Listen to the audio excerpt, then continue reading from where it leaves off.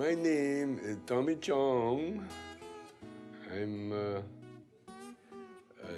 doper comedian, and I'm in here because I made a stupid joke about the bongs being the only weapons of mass destruction that the Bush administration had found. And next thing I know, I'm looking at 9 months. It's locked, man. What? Oh, yeah. Let go. Let go, man. Come on in. Hey, what's going on, man? It's a bust, man. We gotta figure out some way to get you out of here, man. Tonight, one half of Cheech and Chong is in a whole lot of trouble. That's right. You may have heard of Cheech and Chong, a comedy duo known for portraying marijuana in a favorable light. Tommy Chong's internet business might go up in smoke. Federal agents raided the actor-comedian's online paraphernalia store and... The U.S. Attorney says Chong ran a family business called Nice Dreams Enterprises, named after one of his movies. And as the primary investor, the government says he sold more than $100,000 worth of autographed marijuana pipes and bongs over his website, chongglass.com. Search and seizure operations involving approximately 2,000 federal, state, and local law enforcement operators are taking place at numerous locations across the country. They busted in the house, and they kept saying, "You're not under arrest. You're not under arrest." It was surreal. They came to the house, and they raided our house with a helicopter, 20 cops, 10 feds, I guess about 10 cops. 6 o'clock in the morning. It was dark outside. It scared the shit out of us. Oh man, it's so fucking weird getting busted for bongs. They really got me by surprise with that one.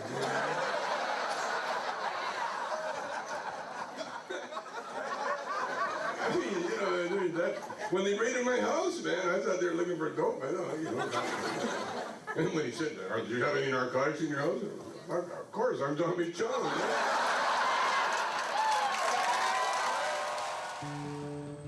They came to his house in a very nice residential suburb of Los Angeles with helicopters, with dogs, LAPD, DEA. You know, it looked like John Dillinger was being arrested. Rousted him out of his bed in the early morning hours to arrest him for his bong business. I don't know what they were looking for. I don't really know what they were looking for. I mean, they found a pound of pot in our house, but you know, when you tell people that, they go, "Wow, a pound." But you know what? If you're a pot smoker, a pound is not much. You have a pound of sugar in your house, always. A pound of flour. What is a pound? It's nothing. He said, "Anymore." I said, "Well, there's some in the basement." And the guy kept running up and saying, "Can't find it." So I kind of insulted him. I think that's why I'm going to jail. What kind of fucking DEA guy are you? You know? And he got defensive. He said, "Well, I don't have my dog." Well, you don't need a dog, you need fucking eyes, man. I'm all for it. I think as long as we're on Code Orange and the attacks coming from not only Iraq but North Korea are imminent, the best thing we could do is bust Tommy Chong. I mean, you realize that we literally have busted Cheech and Chong.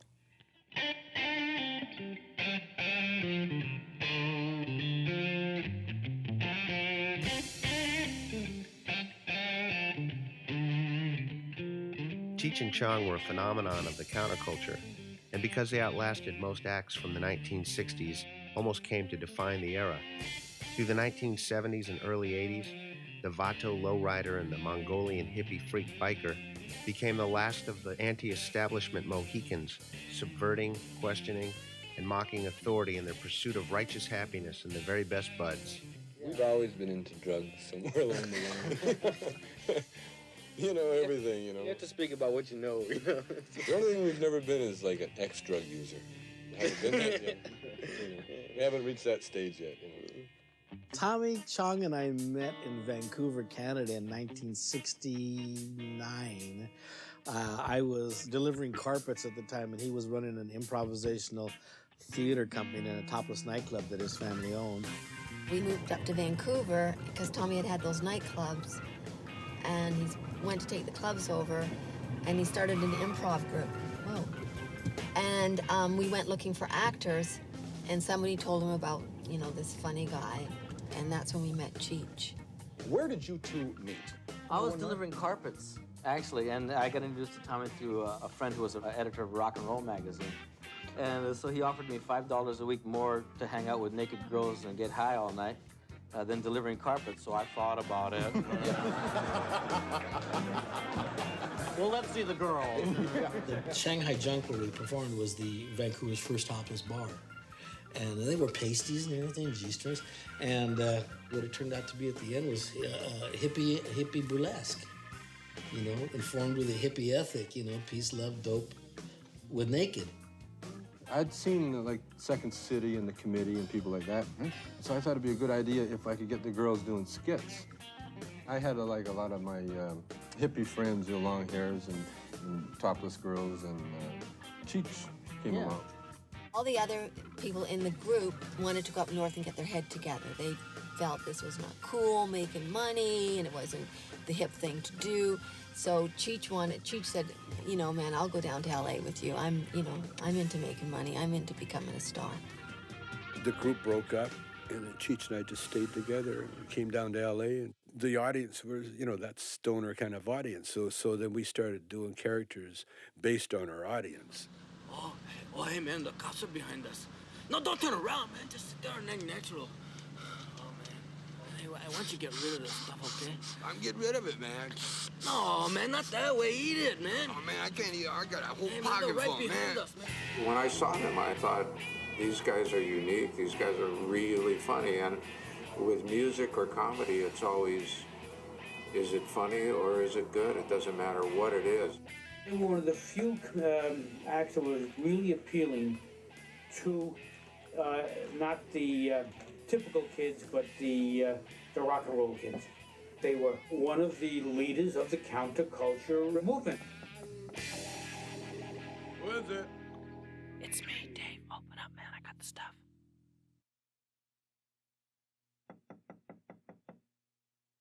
Who is it? It's me, Dave, man. Open up. I got the stuff. Who? It's Dave, man. Open up. I think the cops saw me come in here. Who is it? It's Dave, man. Will you open up? I got the stuff with me. Who? Dave, man. Open up. Dave? Yeah, Dave. Come on, man. Open up. I think the cops saw me. Dave's not here. What made me think I could put that on record, I don't know, but, you know, it stuck with me immediately, and the people at A&M and my attorney thought I was pretty much crazy. When you have such a huge culture that doesn't have anything, they don't have a spokesman, they don't have someone singing about their culture, or they don't have someone making jokes about their culture. I mean, if you can open that door and get to those people, it's a huge audience, and that's why we were selling millions of albums. Do you think it might be a bit of an in-joke? I mean, your humor is almost completely based on dope. Well, dope is sex. And if you can't relate to that, forget it. You know, I mean, other than that, you know, get into religion. You know? We broke through with material that before that it just wasn't happening. It wasn't being played. It wasn't being exposed in any way. We called it hard rock comedy. What actually is the difference of being hard rock funny, man? Has it got to do with, you know, drugs? Hard rock is when, like, if I tell you a joke and you don't laugh, I punch your face in. Oh, it's like that, is it? What barnyard animal do you most identify with bachelor number 3? Just a minute. I think I can answer that for bachelor number 3. I would say you're a pig.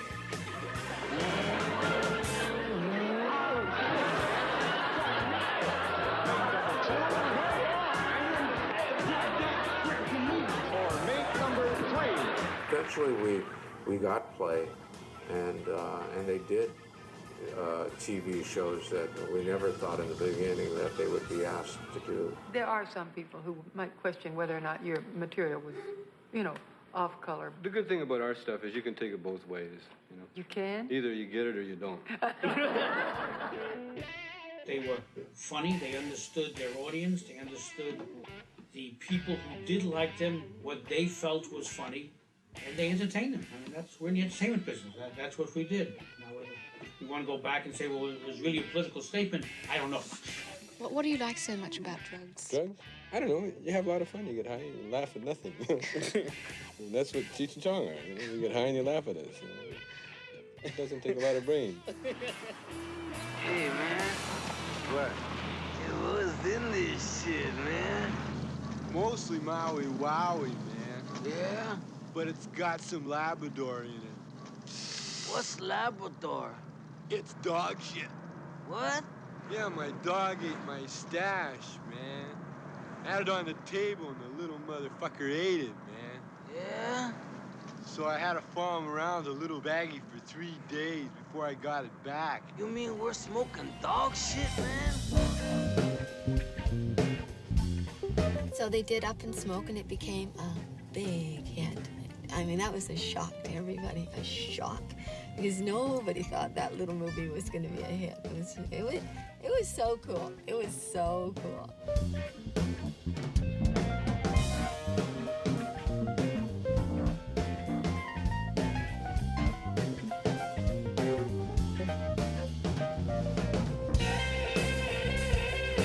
There was a Martin and Lewis, and that was many years ago.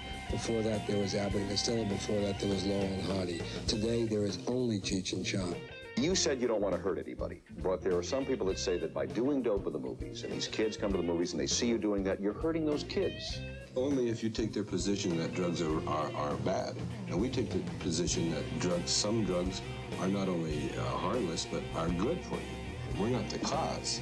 We're only doing what's out there now popular. There are a lot of comedians who made fun of alcohol, like Red Skelton, who did amazing routines around alcoholism, and they were hilarious. And Tommy does those kind of routines around marijuana abuse. The side of marijuana of people that are too high at the wrong times, or that kind of lose their perspective because they're too high, they were right on. There's a comic aspect to that, and they exposed it for the first time. But the media was happy to have that because that became an overall cliche for everybody. Well, when you're struggling as a comedian, you know, I mean, it's like a drowning man reaching for a straw, you know, or anything. You just try stuff until you find something that works. And what I mean by works, it's like, whoa, you get an effect from an audience. You know, they sit up and they're listening and they're asking, where are you performing next? We're in Muskegon. That's funny, you missed it. There's a set of skis and some crutches for sale. Oh, Jesus. Oh, my God. Is this your weekly paper? Chong's own stipulation that we did not discuss his current legal problem. Somehow the occasional reference to him stuck in our conversation anyway. Underscoring that stage and screen persona differs from man himself. Chong never once said man. Chong never once said man. Tommy was on the road doing stand-up, and he got very lonely because he didn't have Cheech. So he asked me if I'd like to come on the road with him. Well, I said I would if I could, you know, be in the show. So he said, okay, you could start just doing the intro.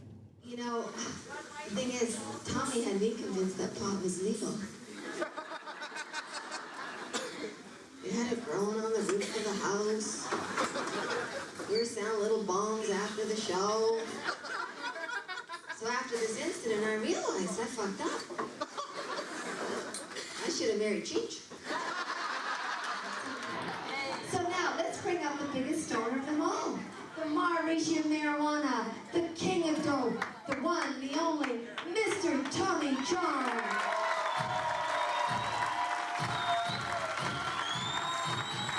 Well, it's nice being in a free world. Okay, man.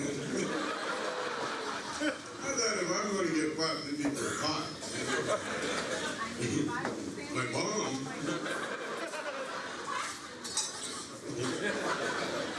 Sorry. Apparently, they had been following Tommy for the last year, and because we had this Chong glass business, there's a law in the books. Selling paraphernalia is illegal, and in 2 states, Iowa and Pennsylvania, I think it is. Here we are at a time in our history when there's really almost unparalleled assaults on our safety by international terrorists. And you've got John Ashcroft, who's trying to promote his moral vision of America, you know, and it started by draping the boobs on the statues in the Department of Justice. The illegal drug trade is a billion-dollar illegal industry targeted on exploiting human weaknesses in order to reap billions of dollars in illegal profits. However, it's not only the sellers of the drugs themselves that are profiting from the drug trade. There's another illegal industry that is integrally linked to the drug trade. It's the drug paraphernalia business. On February 24, 2003, the Justice Department called a press conference to announce the culmination of a year-long undercover sting operation, codenamed Operation Pipe Dreams. The national sweep was instigated by an obscure U.S. attorney from the Western District of Pennsylvania named Mary Beth Buchanan. But just to give you a description of how this would be used, the illegal drugs would be inserted, for example, into this area. Mary Beth Buchanan grew up in Roscoe, Pennsylvania, a small, all-white town 30 miles south of Pittsburgh with a population of just under 900. In her high school yearbook, she said her favorite hangout was Pizza Hut, and that when she went to college, she planned on majoring in accounting. After getting her law degree from the University of Pennsylvania, Mary Beth Buchanan became a Pennsylvania State District Attorney. Then, on September 11th, 2001, United Airlines Flight 93 crashed 60 miles southeast of Pittsburgh, inside Mary Beth's jurisdiction. Her involvement in 9/11 catapulted her to prominence within the law enforcement community. 3 days later, Mary Beth Buchanan was the first woman and the youngest person in Pennsylvania history ever to be named U.S. Attorney. For her first major operation, Mary Beth named Tommy Chong her #1 target because Tommy Chong's entertainment career glamorized the use of marijuana.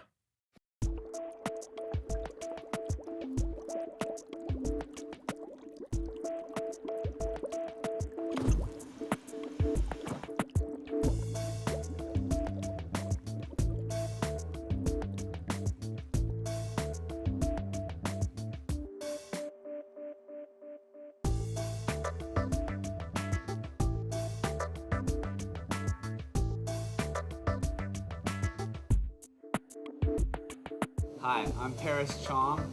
I'm the oldest son of Tommy Chong. I've got him right here, and he's gonna be on my shoulder today. We're here at Chong Glass, which is a family business. We specialize in hand-blown glass, tobacco pipes, and water pipes for people that are over 18. What was that? No, we can't say, it's illegal to say that on video. Stop it, Dad. We had a license. We were being audited by the United States government. We were actually turning the business around. It was getting pretty good. Did he have much to do with the day-to-day operations at the factory? No, I mean, his ideas are so way out, so creative that it really interfered and kind of was conflicting to any kind of manufacturing or business where there's a serious budget constraints, you know. So he wanted to make like a $1 million bong, you know, have it gold plated, diamonds on it, and he wanted to have it for. I mean, I'm serious, and he to this day he probably still thinks it's a great idea. He wanted to display it and have it, and he believed that there was a market for $1 million bomb. When we first started, we were told not to sell to Pennsylvania, Idaho, and I think 2 more states. I don't remember which ones they were. I remember writing orders for states, you know, like going to like all fired up, and then going like, wait a second, you know, after I'm getting their information, going, wait, where are you? You know, I'm like, oh, I'm sorry, you know, we can't sell to your state. One guy kept calling me from Beaver Falls, Pennsylvania, and I told him we couldn't sell in the state, so he kept calling me back. Thanks for holding. Yes, hello? Yeah, hi. Hey, how are you? Good, how you doing? We got a bummer email that says you guys don't ship to me. Yeah, well, do you know the laws of Pennsylvania over there? Yeah, I mean, the laws, I mean, I have a tobacco permit and stamp tax and a business license. What's the problem? It's because the state they don't allow us to ship there. Yeah. They must have called like 20 different times trying to contact us. They talked to Paris and emails. In the conversations, it's like you can tell that it's, you know, I'm saying no and the guy's not listening. I got a PA tobacco license. I mean, you know, shit, I got all the right police stations. Shit, 2 blocks away. It's the DEA though. It's like a federal across the state line. And then he would come back and go, oh, I talked to my lawyer. He said that's only like in Pittsburgh, but in my county, in Beaver Falls, it's allowed. So came down to it where he decided that he was gonna show up at the warehouse and buy it. I believe he said, I'm gonna rent a Navigator because you know how I do it. And I was like, okay, yeah, well, you know, as long as you're coming here. They bought everything that we didn't have in stock. So once we filled the order, then they were like, oh, well, we're not in town, you know, just ship it to us. We ended up just finally shipping it because it was just sitting there and it was on hand and we were holding up other orders. So it was probably 8 months, the whole thing. Hey, Peter, it's Russell from SWAT. Hey, Russ, what's going on? Oh, a lot, man. How you doing? Good, man. I just going through these boxes. I haven't gotten a chance to open them up yet, but... Oh, no way. They're there, though. Yeah. Oh, killer. I just want to check, make sure you got everything. We got them, brother. This could be it, Harry. Pass the word along. Tell the men it's time to shoot the moon.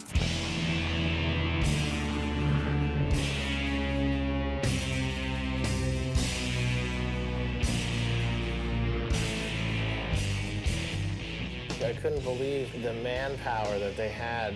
There was nobody inside, and they like stormtrooped the place. 45 agents, as soon as I opened up the door, they pushed me out of the way and they ransacked the factory. Like as if somebody was in there waiting to ambush me over glass. And it wasn't like anyone was really hiding anything because everybody was listed with their address. We weren't like a garage operation. We were a company that paid taxes. All they had to do was pick up a phone. We would have told them everything because we were wide open. But they wanted to make it look like a criminal enterprise, so they had to do the old raid in the morning. Once they got the one thing they needed, then that whole operation could go forward. We were the last straw, you know? That was the last thing they needed. Throw Tommy in on top of the pile, and now it's on. Where no one, it wouldn't even have made the news if they would have went up to Oregon and shut people down.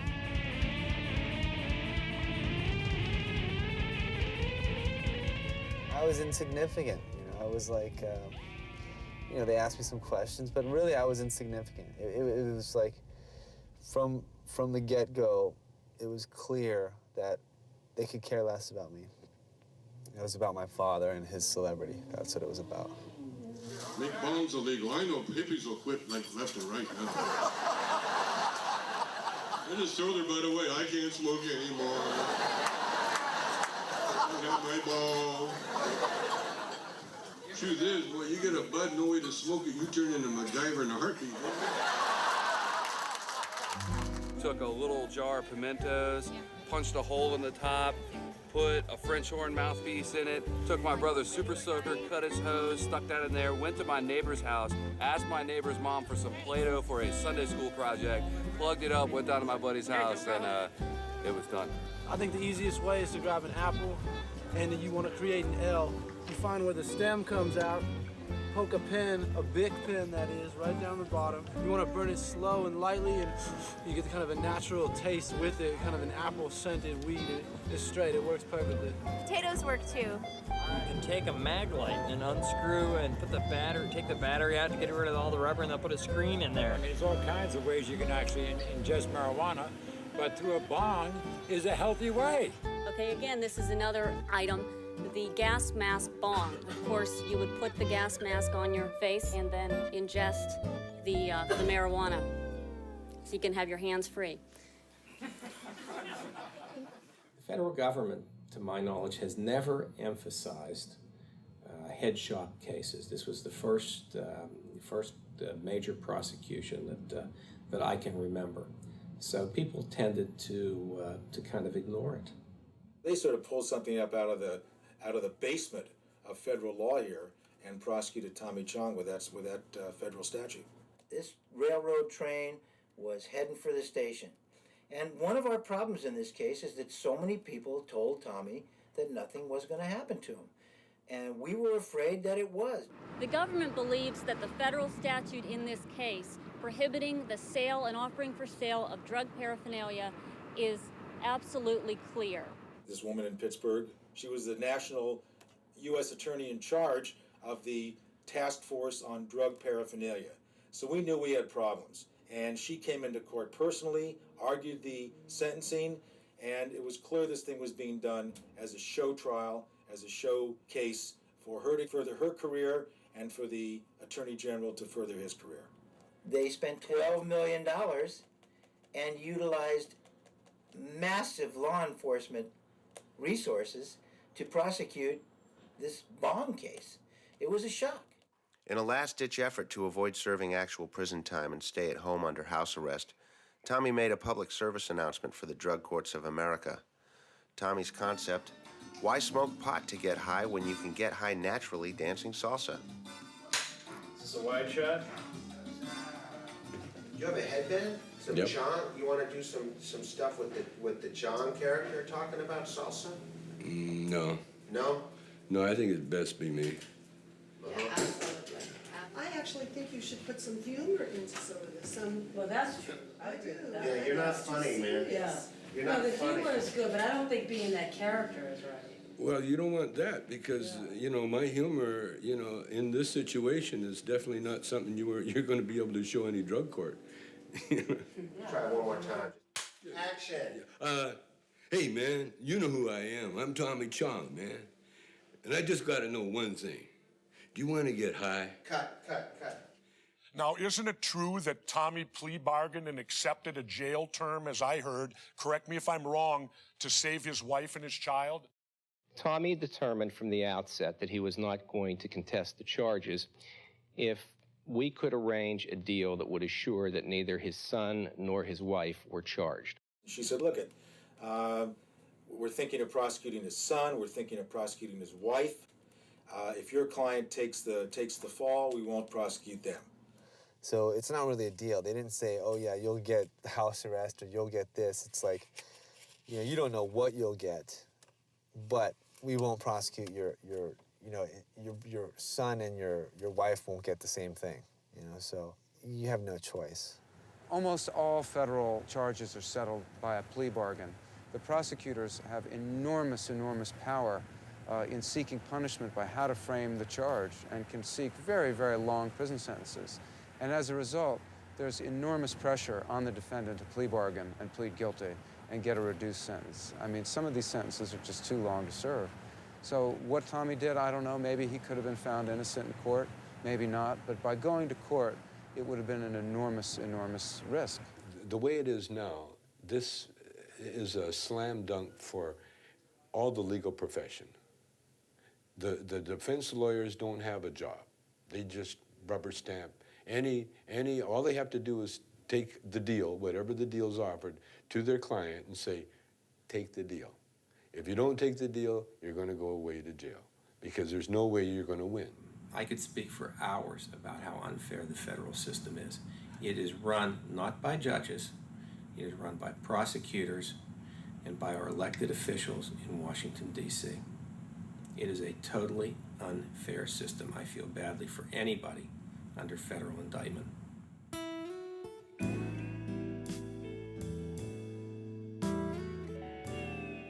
Tommy got 9 months. Of all 55 defendants, he was the only defendant with no priors to receive actual prison time. What we did was identify every distributor over the internet who supplied these products, and we charged every single one of them without exception. But is it true that the 54 others got less than Tommy got? That Tommy got the most severe sentence of the 55? Of the 55, most defendants did receive a far less sentence. However, there was someone who was prosecuted just 2 years ago who received a sentence of 2 years. So that's substantially more than the sentence that Tommy Right, but Chong your answer is that in Operation Pipe Dream, he received the most severe sentence. So far, yes. Okay. Yeah, so they want to get you in there. And that's okay. It's okay. It's a nice new prison in near Bakersfield. Minimum security. Totally minimum. No, it's a federal. It's very nice. Shaw, Forrest on the phone. Yeah, he got a phone call this morning. Mr. John, like I'm a real big fan of yours, but you have to go to jail October the 8th, 2 o'clock at a place called Taft. It's somewhere in California. I don't know where that is either, but it's somewhere in California. A big deal was made out of a couple of interviews that Tommy gave after the guilty plea. Tommy made some remarks which the judge and the prosecution interpreted as undercutting his plea and his statements regarding his remorse. I'm really not allowed to say anything. You think this is blown out of proportion? Just the charges speak for themselves, really. The government then pointed to an online chat session sponsored by the Milwaukee Journal-Sentinel, where Tommy was asked, "What do you feel about the feds cracking down on glass pipes and bongs?" And he replied, "I feel pretty sad, but it seems to be the only weapons of mass destruction they found this year." They argued that Tommy became wealthy by glamorizing the illegal distribution and use of marijuana, and they cited his film Up in Smoke, which they said trivialized law enforcement efforts to combat marijuana trafficking and use. Totally discounting the satirical nature of the film and taking the position that this was somehow or other a serious slap at law enforcement. Okay, just be cool. How long you guys been in Mexico? A week. I mean, a day. Which one is it, a week or a day? It's a weekday. You got any narcotics or marijuana in here? Not anymore. What? Even in the transcripts, they said, that I'm in here because I did these movies. Like it says, children are going to be watching these for decades. I think this whole portion of the government's sentencing memorandum undercuts their statements to us that they were not seeking jail time for Tommy. They'll say to the judge, here's a man who has become wealthy thumbing his nose at marijuana enforcement efforts. The government could only have hoped in pointing that out to inflame the judge and send a message to the judge that here's a man who needs to be taught a lesson and should be incarcerated. That's my personal take on it. The government has admitted that part of the reason for the sentence was the exercise of his First Amendment rights, that is, making humorous films about drug use, which they claim encouraged people to use drugs, is a plain violation of the spirit of the First Amendment. So you have an equal protection violation, a First Amendment violation, and a needless misuse of criminal resources when easily this could have been done in a civil manner. The idea that anyone would have to serve an extra day in prison because of a comedy routine involving Sergeant Stadenko, that's like the worst paranoid Cheech and Chong fantasy from the early 70s come true. Hey, man, look, the house is being raided, man. Get out of the house. Sounds very Latin. Could be the Mexican connection. Better get this down. This is America. You get to criticize the government in this country.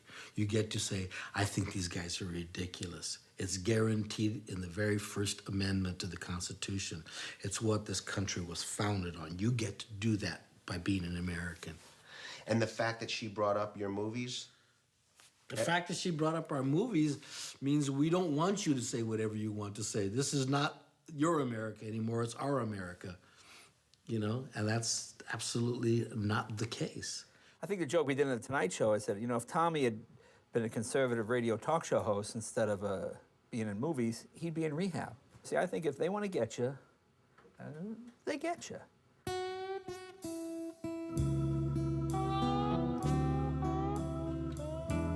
One of the most emotional moments along the way for Tommy was when he realized the fight was over. He was going to prison and there was nothing he could do about it.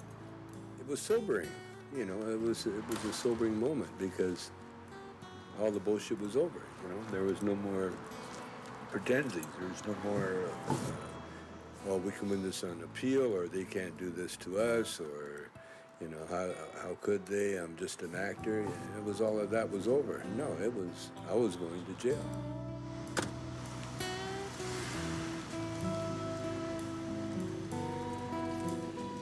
I want to make a difference now. That's why life has been so perfect up until now. You know, really perfect. Can you imagine? I've made a living for years, 30 years, talking about a culture, and now I'm finally going to have to stand up and be counted for. It's just only right.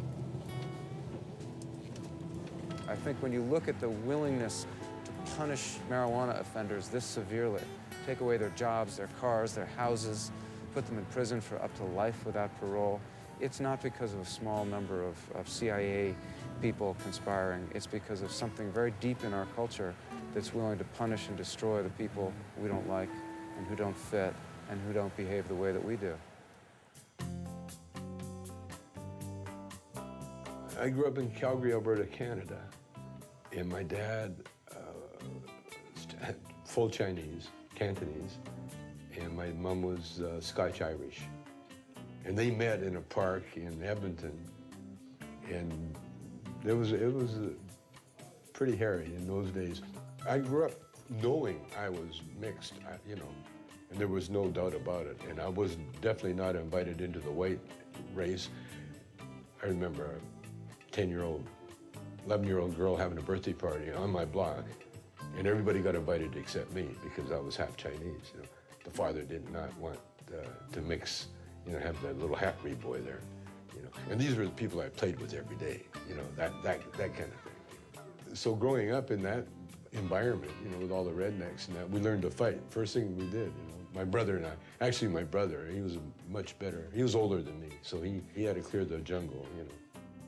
I always felt second class with white girls, you know, especially the high-class white girls, you know, because they'd always be sneaking around to see me, or lying, you know, telling I was Italian or something. And then when I started dating black girls, it was like, wow, this was great, you know. I really became a black guy, man. I did. Music, everything. I dressed, talked, tried to talk, but, you know, I wasn't very good at it.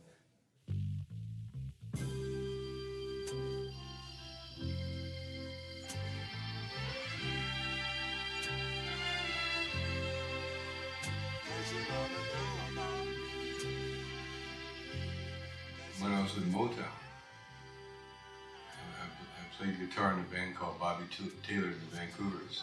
And I wrote a song called Does Your Mama Know About Me?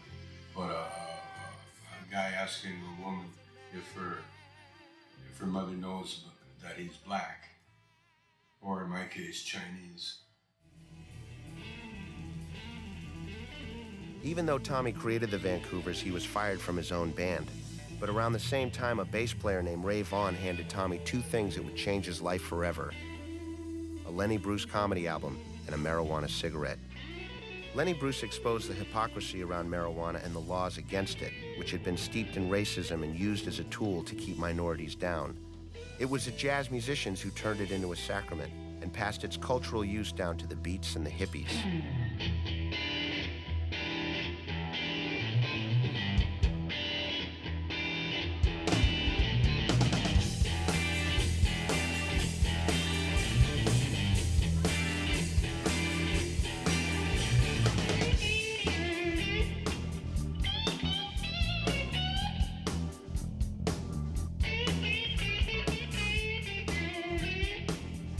So much of the war on marijuana is really a war on the 60s. You know, it's a way of enforcing conformity on people. The pot laws have very little to do with this plant and everything to do with the people who smoked it. And in the 60s, marijuana was a symbol of rebellion, openly and defiantly a symbol of rebellion. Hey, that's the way to do it. Everybody was smoking pot. Your school teacher was smoking pot. You know, it's like it was a sacrament. So Tommy and Cheech and Chong were the voice of all those people, that emerging cultural front, that liked the effects of marijuana better than they liked the effects of nicotine, caffeine, and alcohol. It was a cultural divide. We had a huge spiritual awakening in the 60s, and they've spent the last 40 years trying to put the genie back in the bottle, and they've been very successful at it. America's public enemy number one in the United States is drug abuse. In order to fight and defeat this enemy, it is necessary to wage a new all-out offensive. I think we're on to something really big, Harry. This could be the bust we've been waiting for. I told Peter Fonda this when we talked to him. We were actually going over this issue, and I said, they're out to get us. All of us. It's just starting with Tommy, because you got that right. I said, so we got to stick together. And I said, and if they have their way, they will get all of us eventually. A catchphrase of the 70s, do your own thing, has been replaced in the 80s by just say no. I went to Oberlin in the 60s and graduated in '69 from Oberlin, so I'm well aware of the whole culture. Tommy Chong is a lot of things, but he's made his cause célèbre drugs. And you gotta live your life way beyond that. We're past the 60s. What's really remarkable that under this drug czar, John Walters, John Ashcroft, the Attorney General, the Bush administration, they've really adopted a new focus in the drug war. And the new focus is marijuana. Marijuana is the culture war for them. It's the way of taking the drug war to middle America. There has been a culture in the United States in which entertainers have portrayed drug use as something that's acceptable and in fact desirable. And unfortunately, our youth are influenced by those types of statements. Potheads are so easy, you know. I've known potheads to ask cops directions with a joint in their mouth.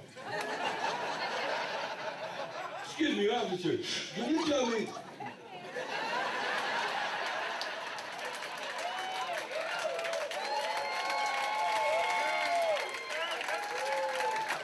Never mind.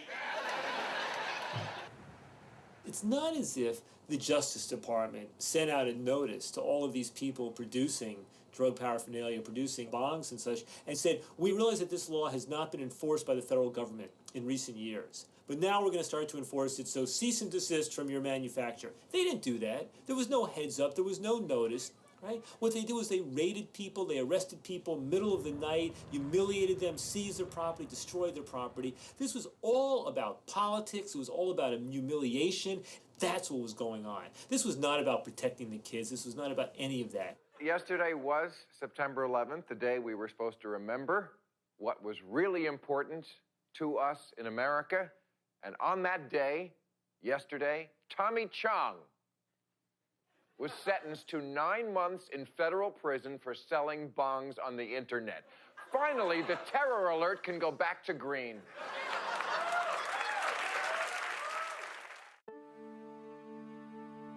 Right after 9/11, Ashcroft said, we have to concentrate on a few things that we need to do most importantly.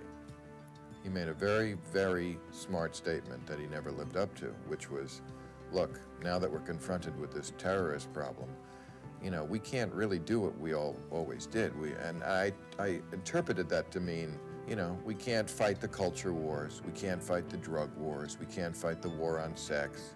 We gotta fight the terrorists. We can't divert our manpower.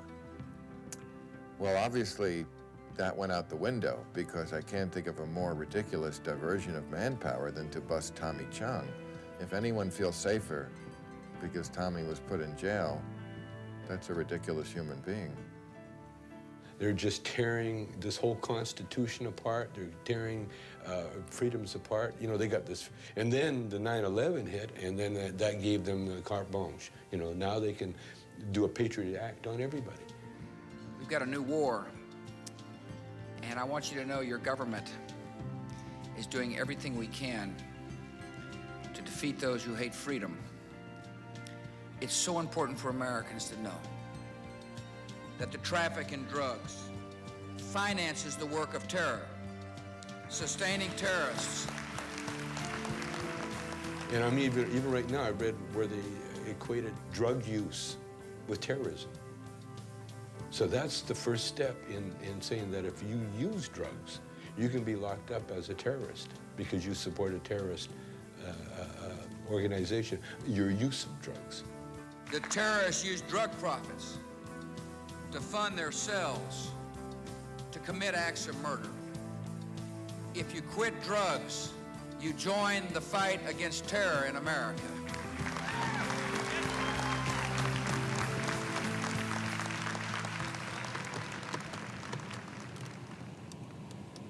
Time has arrived.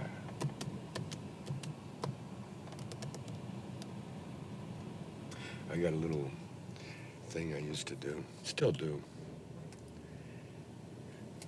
When I was when I went back doing comedy, and so I hadn't been on stage for almost 10 years when I went back to do comedy again, and I had no act, and so I did this little time thing where I said, I'm going to remember this moment when I had no act, and I'm going to remember this moment 10 years from now when I've been on the road for 10 years and I've, got tons of material.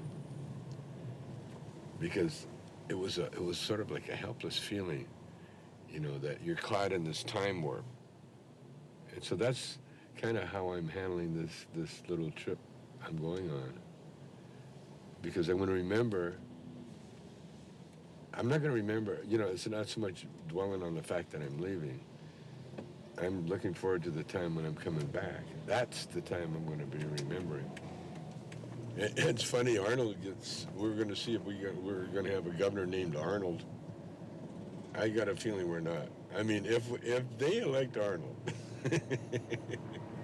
I mean, then we really are a nation of retards.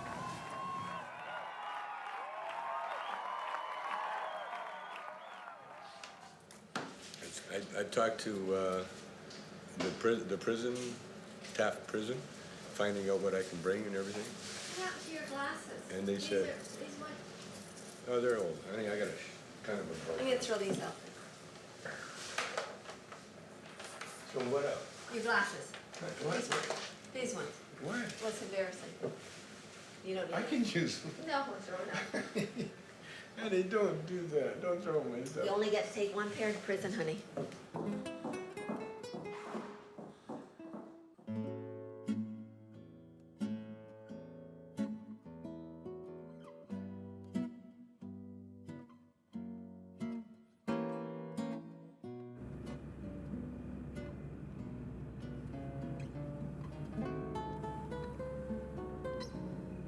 The guy of the prison, I said, what can I bring in the prison? He gave me a list. I can get a gray sweatpants, gray sweatshirt with no hoods, white t-shirt, gray underwear or white underwear, wedding band. And he says, and you can bring prescription drugs provided you have a prescription from the doctor. So I says, well, I got a prescription for marijuana. Can I bring that? And he goes, no. They're pretty nice. It's going to be a nice adventure. I'm going on location.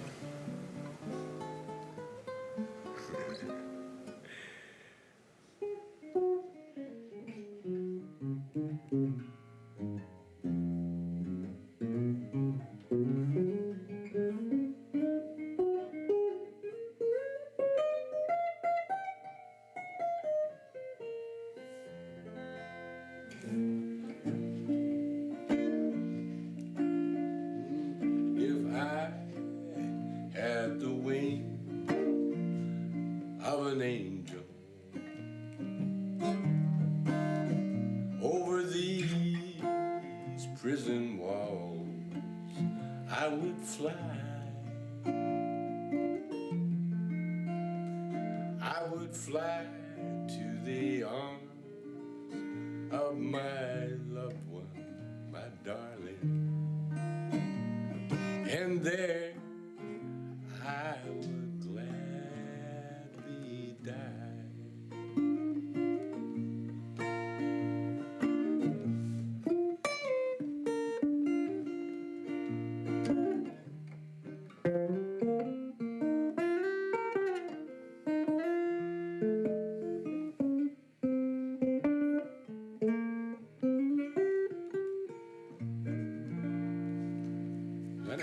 prison songs. Yeah? Yep, better go. Last tango lesson for a while. We got a last everything going on now.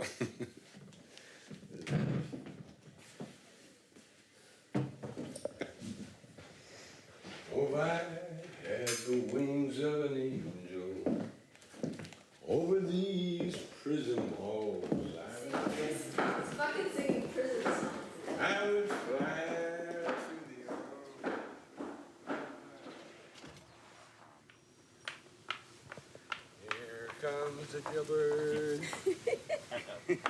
with his wife.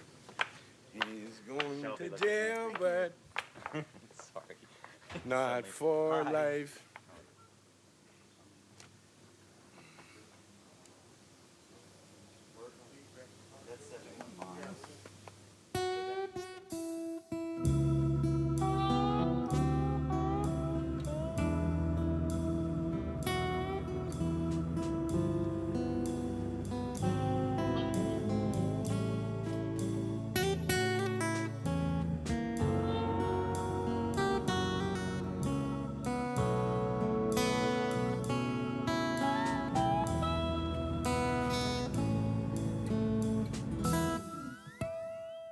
I don't think anybody goes to jail even for an hour and not come out changed. You'll always have that knowledge that at one time or another you have been humbled. You are humble. That's what it is. You no longer feel invincible, and you no longer feel like, oh, that would never happen to me. Once you've been through that walk, you know, once you've done that walk, yeah, you come out changed. You're there, you've been there. Tommy phoned me this morning it was like 7:30, and he'd been up since 5, and he's doing really well. It's fine in there. He has a lot of fans.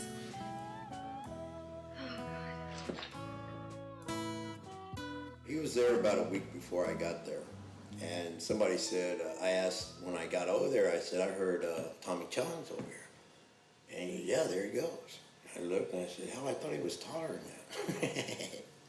Steve is my dog. He's the guy I walked the track with. And we play bocce ball now. First thing they did with him, they tried to get him to take anger management. He goes, what do I need anger management for? People were saying, man, I bet he's going to be smoking dope over there. Everybody's just going to be, I bet he brings in a bunch of dope. There was a dude that wanted to smoke a joint with Tommy. And I kind of watched Tommy's back when I was in there, you know. That's what dogs do. I looked over, I said, is that dope? He said, yeah. I said, get your ass out of here with that. You stupid. I had some choice words for him. There were so many snitches in that place. It's a jail. And I guess the sergeant's next door, he's talking, these walls are thin. Maybe they got the secret monitors on or something. I'm the resident celebrity, so I spend a lot of time taking pictures with the inmates, which I love. And I get a lot of mail, and I love that too. I love hearing the CO call my name. Chong, Chong, Chong. I love that.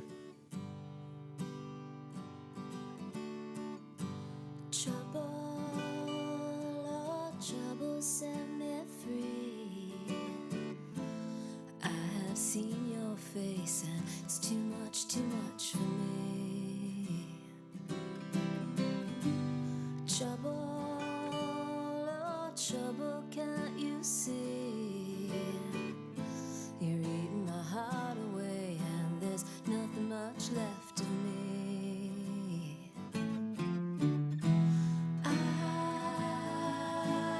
Drunk your wine, you've made your world mine. So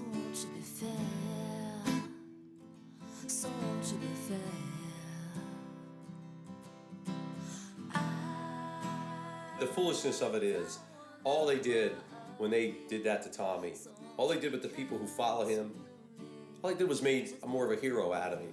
That's what they did. So when you do that, when you bring attention to a Tommy Chong, you're busting for something like that, it's just going to get everybody behind his cause even more.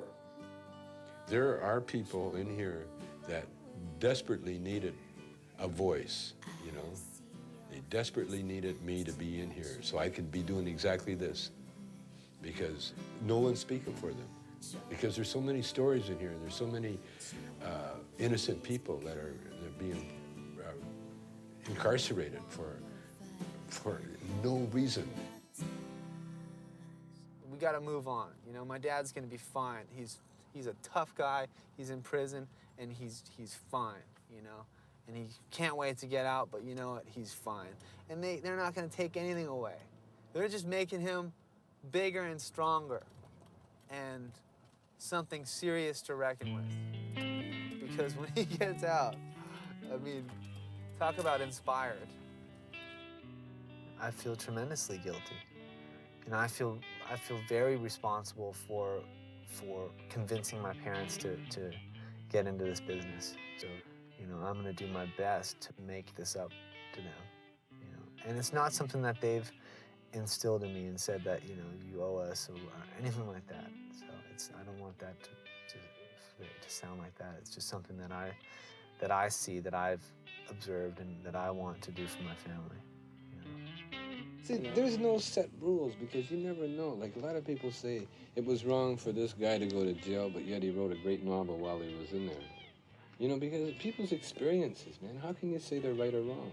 You know, it's what people go through, what they need to go through in order to, you know, in order to get some use of living on Earth, you know. So how can you make any judgment? I can't. All we can do is just be funny. That's all, and make people laugh. Hi there, groovy guys, groovy girls. Welcome to Let's Make a Dope Deal. Hey, Bob, we haven't seen you in 5 years. What have you been doing? I said, Bob. Yeah. Bob! Bob! Right. We haven't seen you in 5 years, Bob. What have you been doing? 5 years. That's right. We haven't seen you in 5 years. What have you been doing? I got busted. 5 years. All right. He's been in jail for 5 years. I got out yesterday, man. All right. And you're ready to play Let's Make a Dope Deal, huh? I want to score some more dope, man. All right. Burnt out, huh? Hello? Hi, honey. No, we're late. We're just driving in there now. Josh, put the camera away now, okay? Don't, because we can't do anything because I don't want Tommy in any trouble. I do not want them putting him back in here. Anything like that. The last thing we want. Anything like that. Is that him? Oh, that's him. That's him. Did you honk? Yeah. Fuck. Don't you dare put that camera up. Okay. Don't you dare to All get right. him in trouble. All right.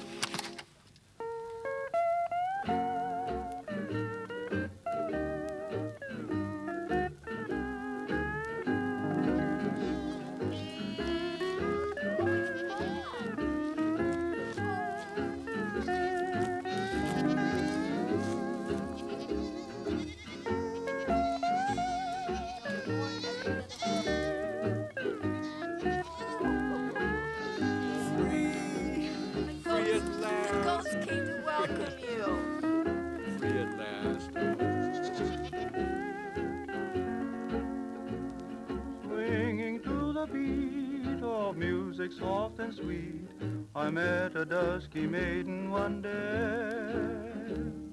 With her naughty glance and charming hula dance, she made me want to linger and play. Naughty hula eyes that slyly hypnotize, that cast a spell right from the start. Deep within them lies a smile that never dies, to thrill and still my heart. Then it dropped its heart. I'm trying to register as a narcotics offender at the police station, but I've just been told I have to go downtown and be in line at 4 in the morning at the Parker Center.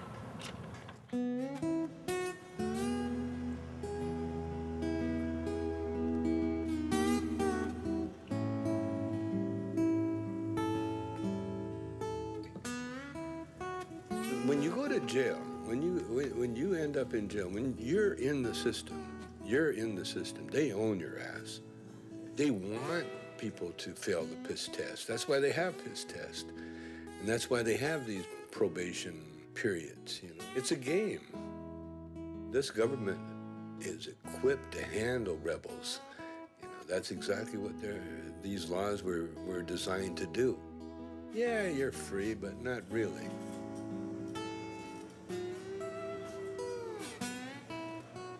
This is still a game, no, this large. And I'm allowed to go out and work at World Gym for a minimum wage, which they get 25%. In Nice Dreams, Zabel plays himself, you know, in the gym. Cheech and I go in the gym, and I bring Zabel a bud. This bud's for you. Wow. Zabel taught me how to smoke pot. In the 60s. Did you really teach him how to smoke pot? How's that? Come on, you kidding? Inhale? He's the master. But we all used to smoke together at my place. And I hate to tell you who else was there. He wouldn't like it. Who? Well, we'll give you a hint. He's the governor of California. He's a governor.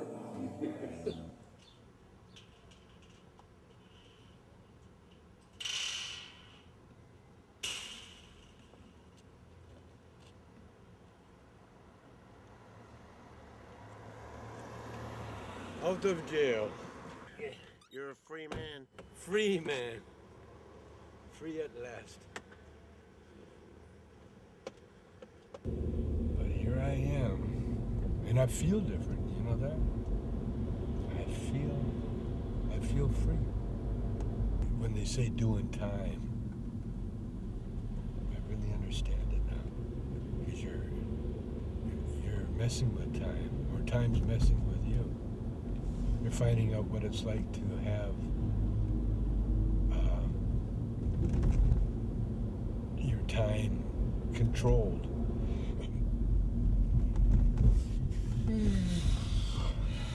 Well, but there's a feeling. Wow, I feel it. I wasn't sure if I would feel it. How does it feel? Like it was all a dream. I believe he's losing his mind. I think he's lost his mind.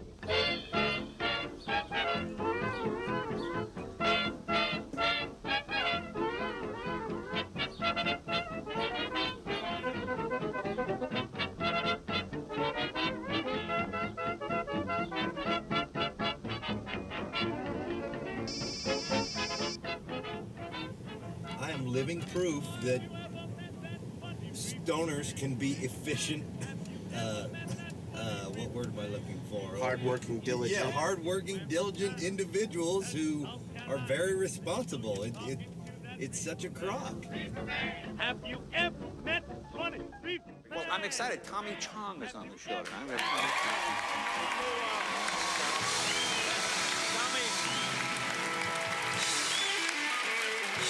Tommy flew into town last night on the red eye. I understand. In fact, he brought a clip. It's a roach clip, but he has a clip. A water pipe itself is not illegal, is it? No, but if it has my face on it, it is. Oh. Now, where did you send it? Because you can buy water. You can go to Santa Monica Boulevard and buy a water pipe. It was sent to Pennsylvania, to a little head shop run by the DEA. Okay. So isn't that entrapment? They've asked you to send it. Isn't that entrapment? Yeah, but this is America. Okay. Yeah. There's no such thing as entrapment anymore. And where was the prison? Where'd you get sent? Oh, Taft, California. It's near Bakersfield. Oh, okay. Real nice. In fact, when I say hi to all the guys at Taft, they're white. I'm here, man. Hey, Steve. Tommy Chong is 66 now, and the man who, along with his buddy Cheech, parlayed stoner comedy into best-selling albums is on the comeback trail. Comeback because Tommy Chong was released from federal prison in July after spending 9 months in a California minimum security facility. Tommy Chong performs tonight and Saturday night at Stanford & Sons Comedy Club in Overland Park. And these will be his first stand-up shows in the U.S. since he went to prison. Bring up the biggest star of them all, the biracial marijuana, the king of dope, the one, the only, Mr. Tommy Chong!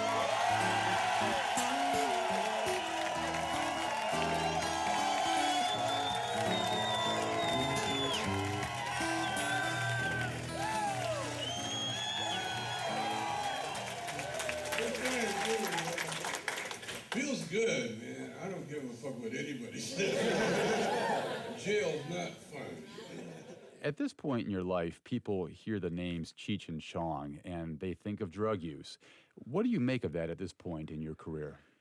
There again, it's more, it's a badge of honor that I'm very proud to carry, especially now, because I've been, martyred. It's kind of weird, especially the guards. The first time I was in there, the guard's a big fan. He goes, "Hey, I got all your records." Okay, turn around and spread your ass. Well, Cheech and I, we were going to do a movie together. We still might if I can get him to be Cheech again, But he changed. He went 180 degrees like the other way. What do you mean? Well, religious? No. He just doesn't want to be that Chicano character anymore. He's growing out of he's growing up. In other words, because the partner, the Cheech that I used to be with, is gone. He's not there anymore. Kansas City, the home of John Ashcroft.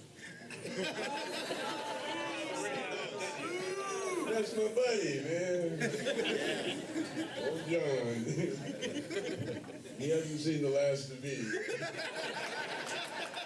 Needless to say, I want to thank U.S. Attorney for the Western District of Pennsylvania, Mary Beth Buchanan. That's a lot of work in behalf of the American people and the children of America. In June 2004, John Ashcroft promoted Mary Beth Buchanan to director of all 94 U.S. attorneys, making her the most powerful federal prosecutor in the nation.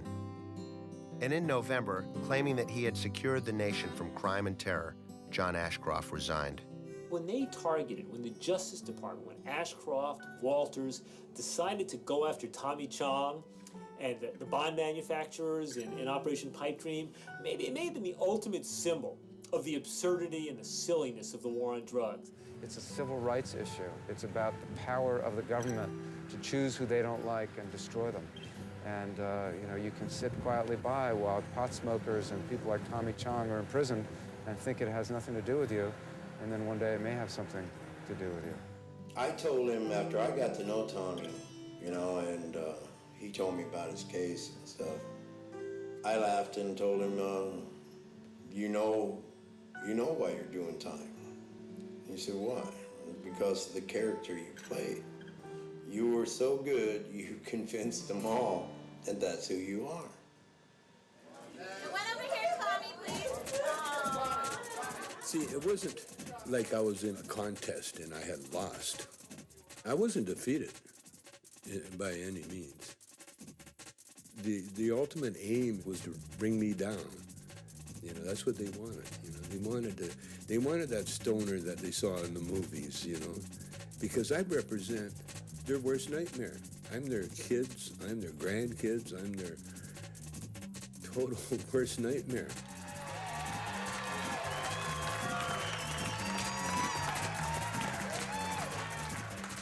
I wasn't an activist before they put me in jail. But I sat in jail and I looked around and I seen what was going on in America. And I tell people now, they say, what was jail like? I said, well, you'll find out. You'll find out.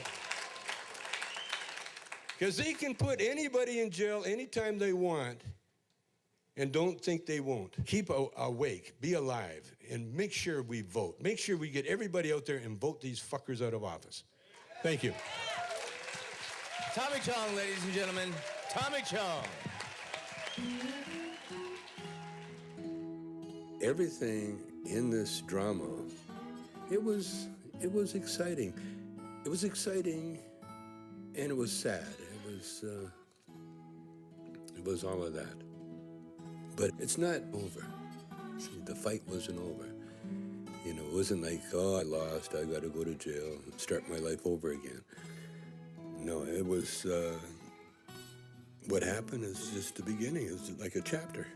Prison time was just another round of the fight.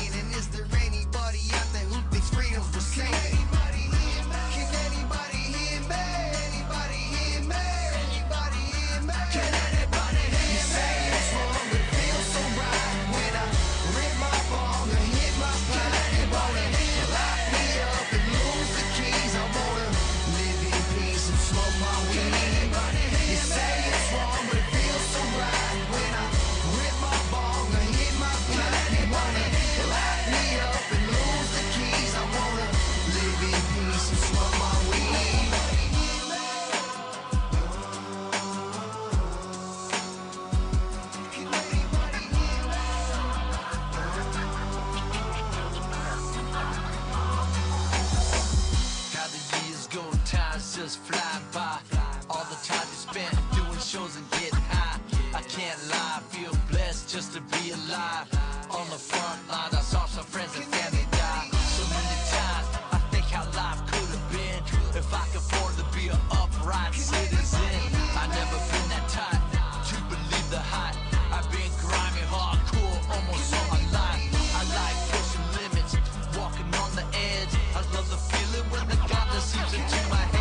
So in my dying days, I don't want no regrets. I wanna go out blazing, getting up.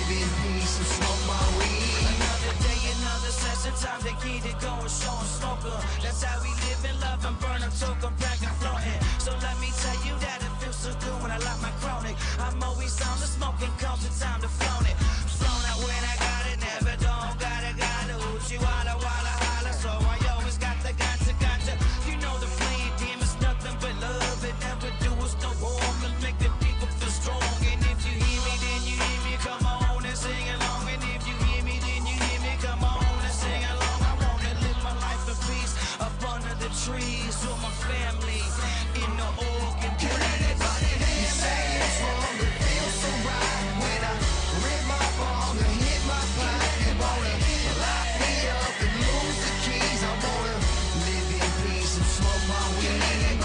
You say it's wrong, but it feels so right when I rip my bong and hit my pipe. You wanna lock me up and lose the keys. I wanna live in peace and smoke my weed.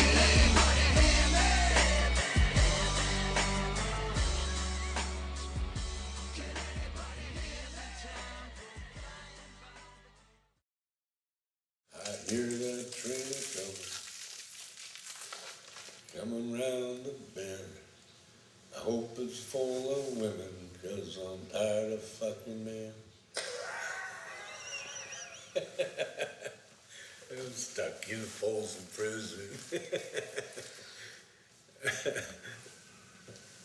That's Steve's song.